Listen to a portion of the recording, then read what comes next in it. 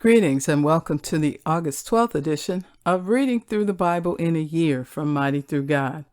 Today I'll be reading Nehemiah chapter 3, verse 15 through chapter 5, verse 13.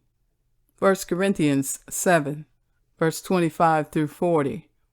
Psalm 32, verses 1 through 11, and Proverbs 21, verses 5 through 7. And I'm reading from the New International Version.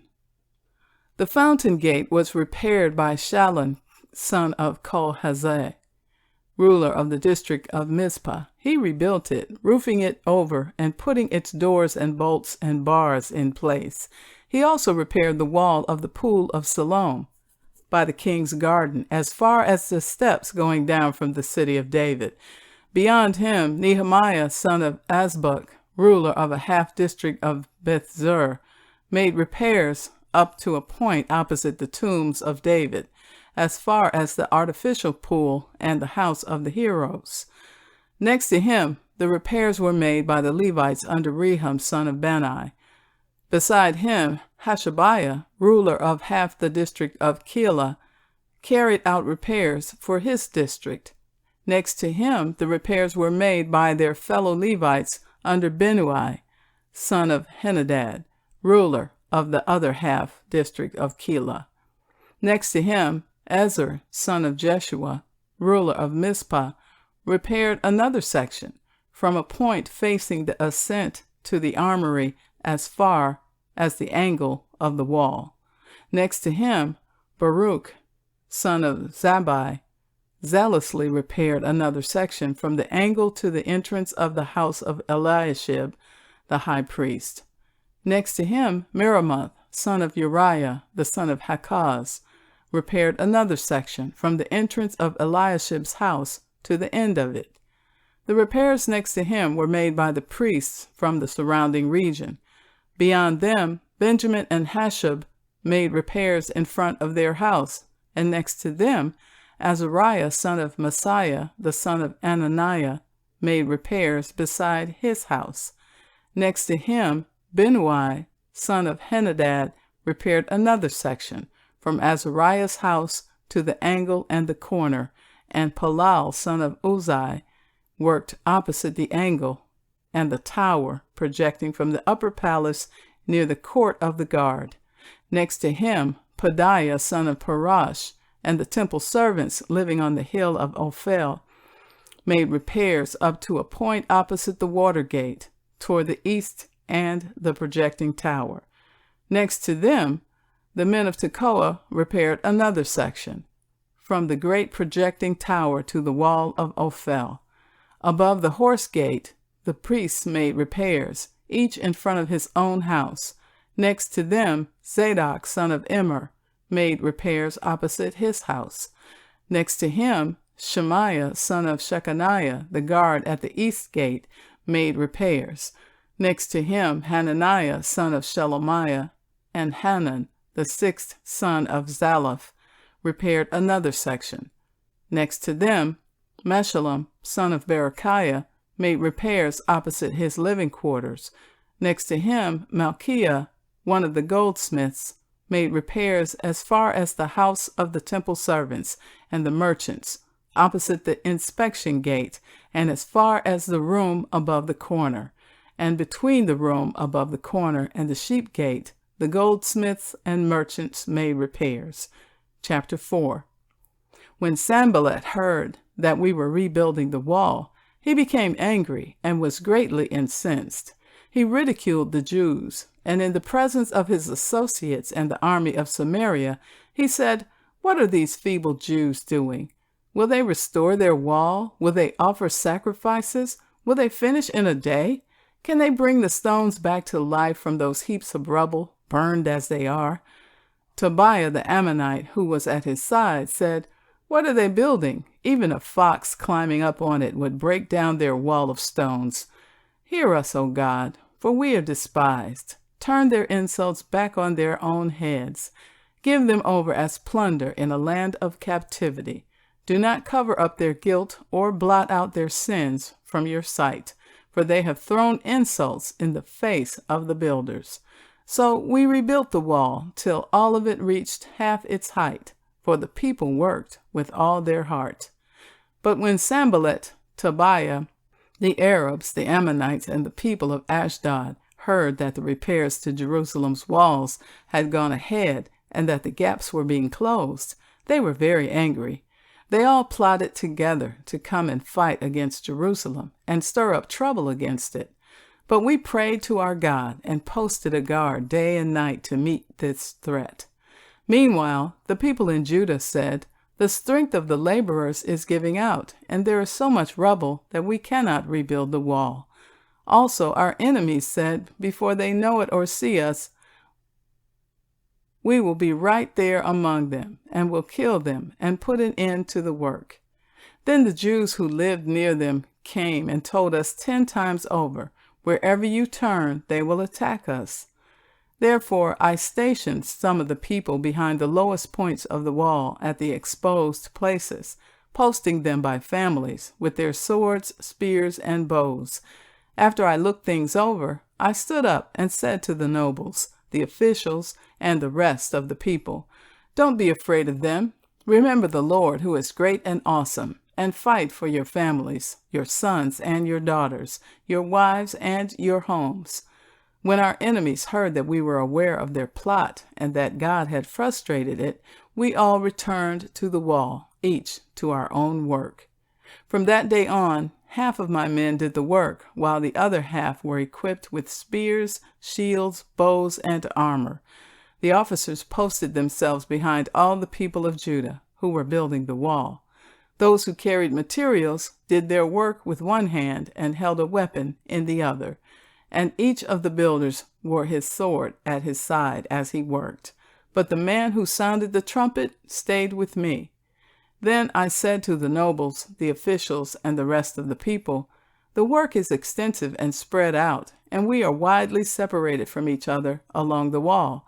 Wherever you hear the sound of the trumpet, join us there.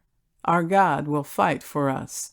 So we continued the work with half the men holding their spears from the first light of dawn till the stars came out. At that time, I also said to the people, "Have every man and his helper stay inside Jerusalem at night, so they can serve us as guards by night and as workers by day." Neither I nor my brothers nor my men nor the guards with me took off our clothes. Each had his weapon, even when he went for water. Chapter 5. Now the men and their wives raised a great outcry against their fellow Jews. Some were saying, "We and our sons and daughters are numerous. In order for us to eat and stay alive, we must get grain." Others were saying, "We are mortgaging our fields, our vineyards, and our homes to get grain during the famine." Still others were saying, "We have had to borrow money to pay the king's tax on our fields and vineyards.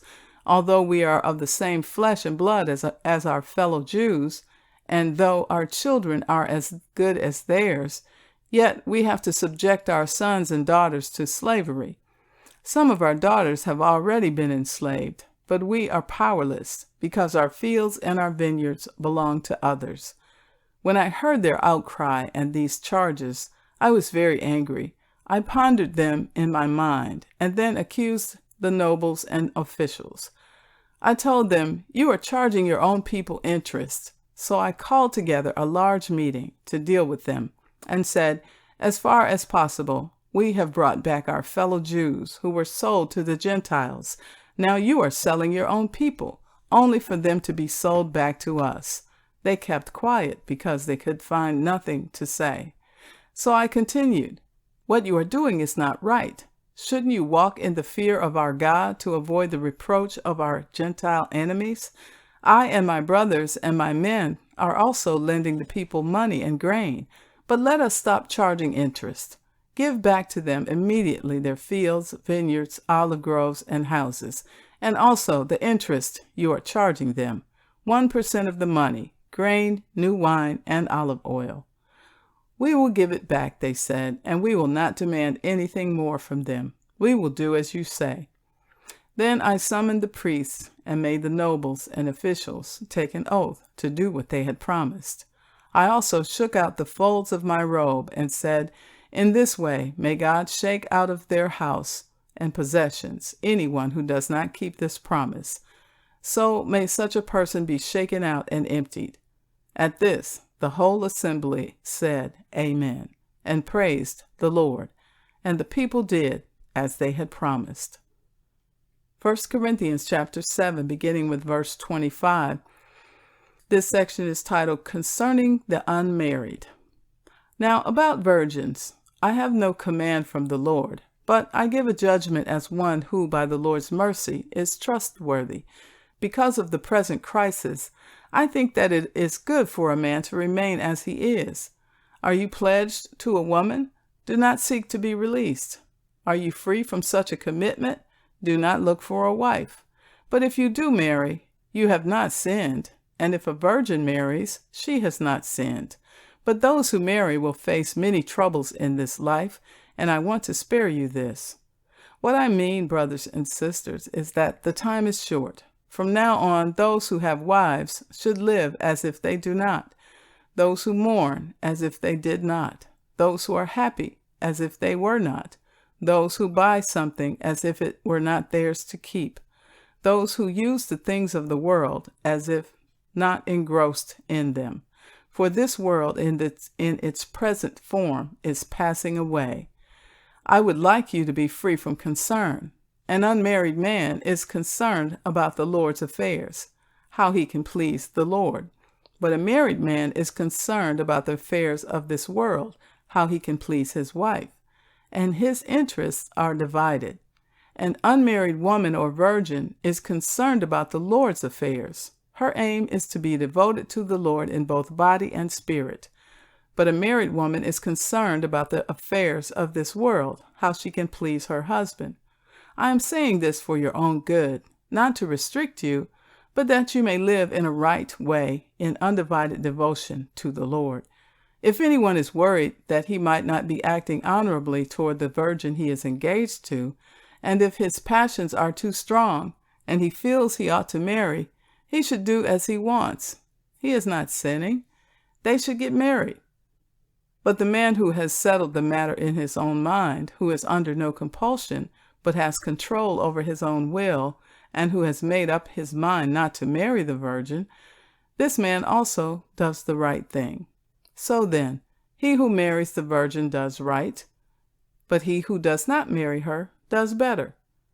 A woman is bound to her husband as long as he lives, but if her husband dies, she is free to marry anyone she wishes, but he must belong to the Lord.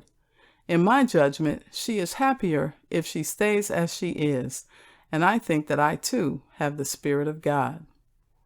Psalm 32 from the King James Version. Blessed is he whose transgression is forgiven, whose sin is covered. Blessed is the man unto whom the Lord imputeth not iniquity, and in whose spirit there is no guile. When I kept silence, my bones waxed old, though through my roaring all the day long. For day and night thy hand was heavy upon me. My moisture is turned into the drought of summer. I acknowledge my sin unto thee, and mine iniquity have I not hid. I said, I will confess my transgressions unto the Lord, and thou forgavest the iniquity of my sin. For this shall every one that is godly pray unto thee in a time when thou mayest be found. Surely in the floods of great waters they shall not come nigh unto him. Thou art my hiding place. Thou shalt preserve me from trouble. Thou shalt compass me about with songs of deliverance. I will instruct thee and teach thee in the way which thou shalt go. I will guide thee with mine eye. Be ye not as the horse or as the mule, which have no understanding, whose mouth must be held in with bit and bridle, lest they come near unto thee. Many sorrows shall be to the wicked, but he that trusteth in the Lord, mercy shall compass him about. Be glad in the Lord and rejoice, ye righteous, and shout for joy, all ye that are upright in heart. Proverbs 21, verses 5 through 7. The plans of the diligent lead to profit, as surely as haste leads to poverty. A fortune made by a lying tongue is a fleeting vapor and a deadly snare. The violence of the wicked will drag them away, for they refuse to do what is right. And so concludes the reading for August 12th. May the Lord continue to bless you indeed.